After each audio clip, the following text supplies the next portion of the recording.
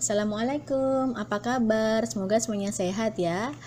Balik lagi saya Viniatus Soliha. Untuk kesempatan kali ini saya akan melanjutkan materi pendidikan kewarganegaraan untuk kelas 10 untuk modul 1 yakni etika roda pemerintahan yang akan saya bahas mengenai unit 2 aparatur negara yang melayani. Aparatur negara Republik Indonesia terbagi atas 2 kementerian negara dan lembaga pemerintah non-kementerian. Kementerian negara ini perangkat pemerintah yang membidangi urusan tertentu dalam pemerintahan, sedangkan lembaga pemerintah non-kementerian ini lembaga pemerintah pusat yang dibentuk untuk melaksanakan tugas pemerintahan tertentu dari presiden. Ada 3 ruang lingkupnya, yakni Kementerian Negara yang secara tegas disebutkan dalam undang-undang ini meliputi urusan luar negeri, dalam negeri, dan pertahanan. Sedangkan Kementerian Negara yang ruang lingkup urusan pemerintahannya disebutkan dalam undang-undang meliputi urusan agama, hukum, keuangan, keamanan, hak asasi manusia, pendidikan, kebudayaan, kesehatan, sosial, ketenagakerjaan, industri, perdagangan, pertambangan, energi, pekerjaan umum, transmigrasi, transportasi, informasi, komunikasi, pertanian, perkebunan, kehutanan, peternakan, kelautan, dan perikanan. Sedangkan untuk Kementerian Negara yang urusan pemerintahannya dalam rangka penajaman, koordinasi, dan sinkronisasi program pemerintah ini meliputi urusan perencanaan pembangunan nasional, aparatur negara, kesekretariatan negara, badan usaha milik negara, pertanahan kependudukan lingkungan hidup, ilmu pengetahuan teknologi, investasi, koperasi, usaha kecil dan menengah, pariwisata, pemberdayaan perempuan, pemuda dan olahraga, perumahan, pembangunan kawasan dan daerah tertinggal. Oke, yang kita bahas untuk Kementerian Luar Negeri. Jadi salah satu kementerian negara yang memiliki peranan penting adalah Kementerian Luar Negeri. Kementerian ini sangat penting untuk dipelajari bila berhubungan dengan bangsa dan negara lain. Banyak yang berkepentingan karena ketika berada di luar negeri berada di negara lain. Kementerian Luar Negeri ini merupakan salah satu dari 3 menteri yang melaksanakan tugas kepresidenan ketika presiden dan wakil presiden secara bersamaan ini tidak dapat melakukan kewajibannya dalam masa jabatannya. 2 menteri yang lain adalah Menteri Dalam Negeri dan Menteri Pertahanan. Untuk tugas dan fungsi dari Kementerian Luar Negeri, 1.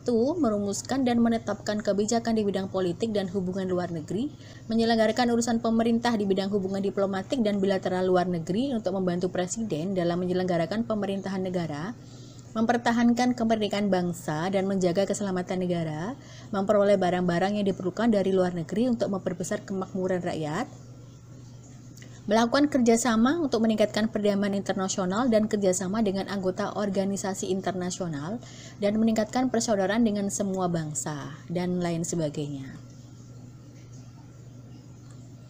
Tugas dan fungsi Kementerian Dalam Negeri: merumuskan, menetapkan, dan melaksanakan kebijakan di bidang politik dan pemerintahan umum, otonomi daerah, pembinaan, administrasi kewilayahan, pembinaan pemerintahan desa, pembinaan urusan pemerintahan dan pembangunan daerah, pembinaan keuangan daerah, serta kependudukan dan pencatatan sipil sesuai dengan ketentuan peraturan perundang-undangan. Seperti melakukan perencanaan pembangunan dengan berkonsultasi dengan Komisi Perencanaan Pembangunan Nasional, memastikan tertib manajemen registrasi penduduk sesuai dengan konstitusi negara, memastikan tertib manajemen masalah dokumen perjalanan masuk dan keluar, dan menjaga, memelihara, dan meningkatkan keamanan serta ketertiban umum terhadap ancaman untuk menegakkan keamanan internasional dan ketertiban umum dan lain sebagainya. Sedangkan untuk tugas dan fungsi Kementerian Pertahanan, yakni merumuskan, menentukan, serta melaksanakan kebijakan di bidang pertahanan, bertanggung jawab terhadap barang milik negara yang berkaitan dengan Kementerian Pertahanan, bertanggung jawab untuk melakukan koordinasi dalam segala kebijakan serta program-program yang sudah ditetapkan yang berkaitan dengan pelaksanaan pemerintahan, menampung tiap masalah dan berusaha untuk menyelesaikan permasalahan yang ada di negara, dan menjalankan tugas khusus sesuai perintah Presiden atau membantu Presiden merumuskan kebijakan umum yang berkaitan dengan pertahanan negara dan melaksanakan kerjasama dengan Panglima TNI dan juga Presiden, dan lain sebagainya.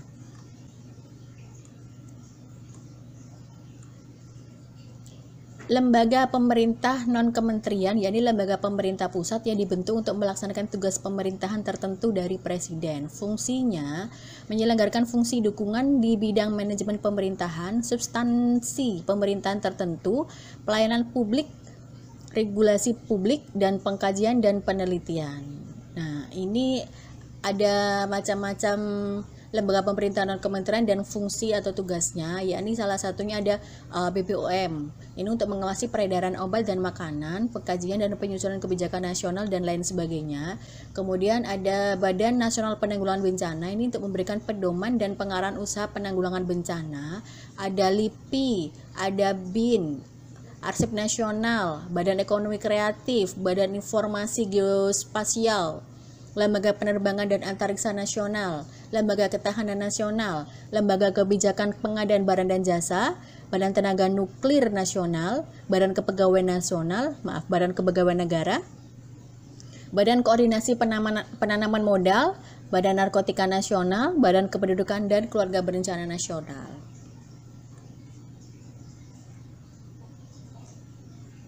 Kementerian negara maupun lembaga pemerintah non kementerian ini secara umum dijalankan oleh aparatur sipil negara atau ASN ya, yang berprofesi sebagai pegawai negeri sipil dan pegawai pemerintah dengan perjanjian kerja yang bekerja pada instansi pemerintah. ASN dalam menjalankan tugas dan fungsinya harus mendasarkan pada nilai-nilai Pancasila, yakni harus memegang teguh ideologi Pancasila, setia dan mempertahankan undang-undang serta pemerintahan yang sah, mengabdi kepada negara dan rakyat Indonesia, dan sebagainya. Demikian untuk materi PKN yang bisa saya sampaikan, dengan harapan semoga bisa menjadi ilmu yang bermanfaat bagi kita semuanya. Tetap menjadi warga negara yang berbudi dan mencintai serta menghargai Indonesia yang berbhinneka tunggal ika. Terima kasih. Assalamualaikum warahmatullahi wabarakatuh.